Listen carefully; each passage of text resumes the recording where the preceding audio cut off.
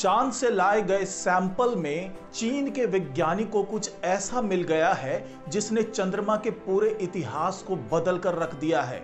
जी हां, चीन के वैज्ञानिकों को उस सैंपल में कुछ ऐसे रॉक्स मिले हैं जो बहुत ही अनोखे हैं, बिल्कुल अजीबोगरीब हैं। और वो रॉक जो है वो खुलासा कर रहे हैं चंद्रमा के उन इलाकों का जिसके बारे में अभी तक वैज्ञानिकों को भी पता नहीं है।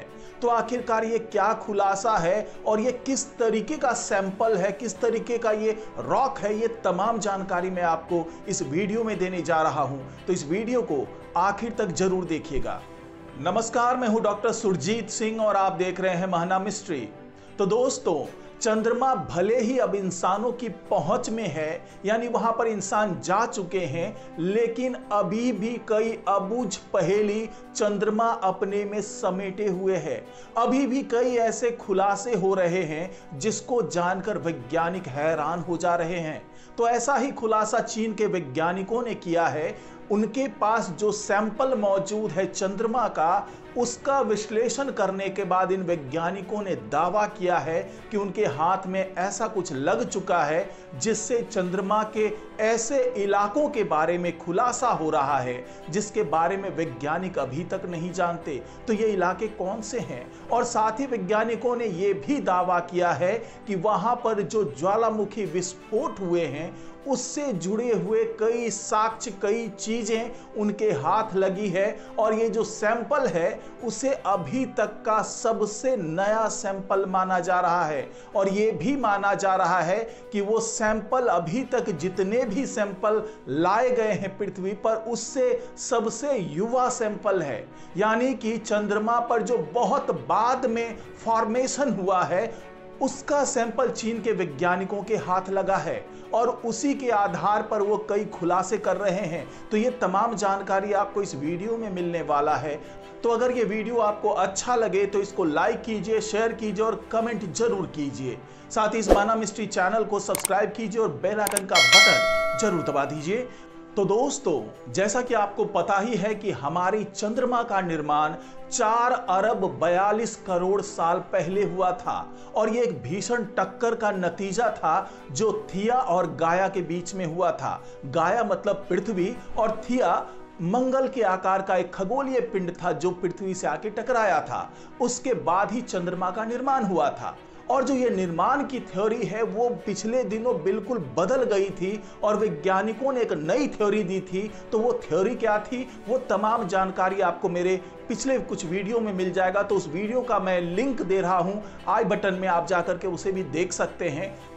तो दोस्तों, भले ही ये चांद हमारे बहुत नजदीक मौजूद है और वहां पर जाना भी अब बहुत आसान हो चुका है, लेकिन जब पहली बार नील आर्मस्ट्रांग वहां पहुंचे थे तो उन्हें भी कई जानकारियां ऐसी मिली जिसके बारे में वैज्ञानिकों को पता नहीं था।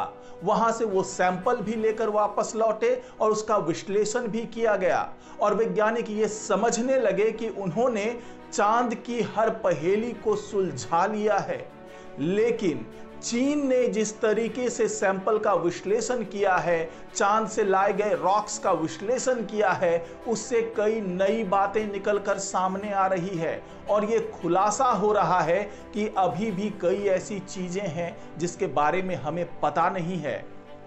आपको बता दें कि चीन के वैज्ञानिकों ने जो ये नया खुलासा किया है उसका आधार बना है चैंग 5 लूनर रोवर से लाए गए सैंपल। और इसी सैंपल को एनालाइज करने के बाद चाइना ने डिक्लेयर कर दिया है कि उनके पास जो सैंपल है वो महज 2 अरब साल पुराना है। यानी कि ये अभी तक लाए गए सैंपल में सबसे नया सैंपल है। चीन अपने रोवर की मदद से करीब 1.25 किलोग्राम सैंपल चांद से लेकर वापस आया था और उसमें उसने 7 अलग अलग तरह के पत्थर को आइडेंटिफाई किया है जिसकी उम्र 2 बिलियन ईयर है।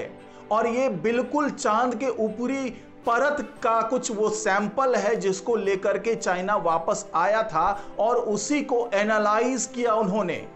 और चीन के वैज्ञानिकों का दावा है कि ये जो चट्टान है, ये जो पत्थर है जिसे वो वापस लेकर आए हैं पृथ्वी पर, वो दरअसल अब तक खोजे गए सभी पत्थरों में अलग किस्म का पत्थर है। ये बिल्कुल अलग तरीके का लूनार बेसाल्ट है, यानी कि चांद पर पाए जाने वो पत्थर जो ज्वालामुखी से निकल कर आते हैं, तो इस तरीके का ये बिल्कुल नए तरीके का पत्थर है।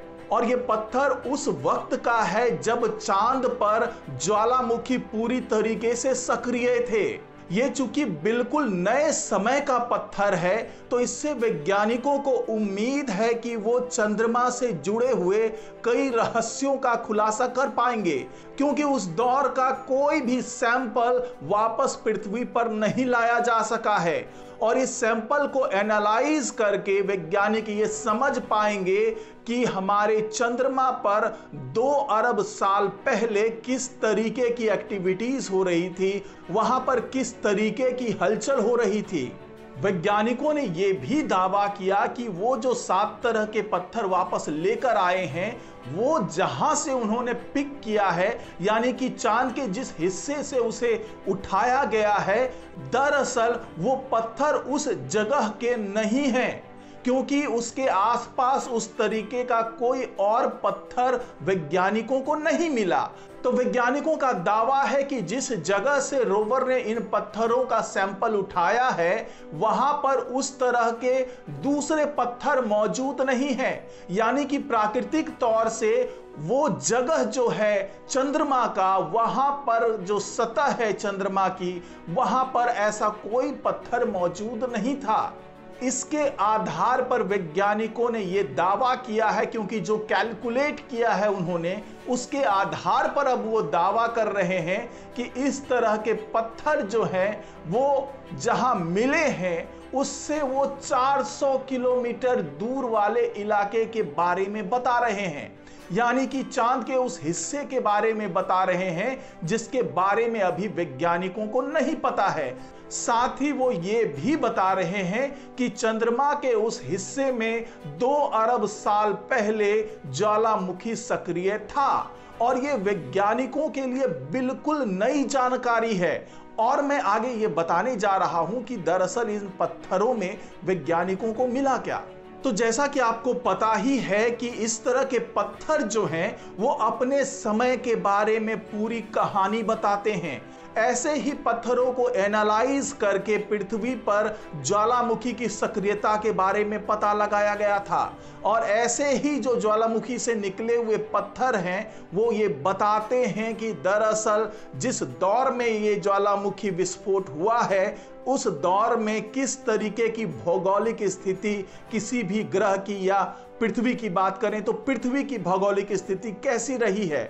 तो यही अंदाजा वैज्ञानिक भी लगा रहे हैं, क्योंकि करीब 3000 पार्टिकल्स जिनका साइज 2 मिलीमीटर के आसपास का है, उसको रिसर्चर्स जो है एनालाइज कर रहे हैं और उस पर बहुत ही बारीक तरीके से अध्ययन कर रहे हैं, और ये पता लगाने की कोशिश कर रहे हैं कि इससे पहले चांद पर 2 अरब साल पहले किस तरह की भौगोलिक घटनाएं हुई, और क्या ये जो पत्थर है वो उस एस्टेरॉइड का हिस्सा हो सकता है जो 2 अरब साल पहले अपने चंद्रमा से टकराया होगा। और जैसा कि मैंने आपको बताया, वैज्ञानिकों ने यह भी दावा किया है कि हो सकता है ये पत्थर एक एस्टेरॉइड इंपैक्ट के बाद 400 किलोमीटर दूर आकर के गिरे हों। तो कुल मिलाकर वैज्ञानिकों का यही कहना है कि इस पत्थरों से मून के उस सरफेस का खुलासा होगा जिसके बारे में उन्हें अभी तक नहीं पता है, और हो सकता है कि वो उस ज्वालामुखी विस्फोट का नतीजा हो जिसके बारे में अभी तक वैज्ञानिकों को नहीं पता है। हालांकि इस सैंपल का 0.2% ही मटेरियल जो है उसको एग्जॉटिक माना जा रहा है, यानी उसके बारे में ही ये माना जा रहा है कि वो बिल्कुल अलग तरीके का है। हालांकि ये माना जाता है कि जब 10 से 20% ये एग्जॉटिक होता है तो उसके बारे में ठोस तरीके से कुछ कहा जा सकता है। आपको बता दें कि चैंग 5 रोवर ने इस सैंपल को चंद्रमा के ओसेनस प्रोसेलरम के रूम केयर रीजन से उठाया है, यानी उस इलाके से इस सैंपल को कलेक्ट करके इस रोवर ने पृथ्वी पर वापस भेजा है। तो जिस तरीके से वैज्ञानिकों ने इस पत्थर के सैंपल से कुछ नया दावा किया है और वो ये भी बता रहे हैं कि इस सैंपल में टाइटेनियम की मात्रा बहुत ज्यादा है। ये जो ग्लासी रॉक है वो अपने आप में इसलिए भी अजूबा है। साथ ही उन्होंने ये भी दावा किया है कि इस सैंपल से उन्हें उस दौर के बारे में पता चलेगा जब चंद्रमा पर ज्वालामुखी विस्फोट हो रहे थे, जब चंद्रमा से एस्टेरॉइड टकरा रहे थे, और ये महज 2 अरब साल पहले की बात होगी। क्योंकि अभी तक जो भी सैंपल चांद से पृथ्वी पर लाया जा सका है उसकी उम्र करीब 4.5 अरब साल के आसपास की बताई जा रही है। लेकिन ऐसा पहली बार हुआ है जब चांद से महज 2 अरब साल पहले का सैंपल वापस पृथ्वी पर लाया गया है, और अब इसका विश्लेषण किया जा रहा है कि क्या इस 2 अरब साल पुराने सैंपल से कुछ ऐसा मिल पाएगा, कुछ ऐसी जानकारी मिल पाएगी जिससे चांद को और बेहतर तरीके से समझने में मदद मिल पाए। तो आज की रिपोर्ट में फिलहाल इतना ही। नमस्कार।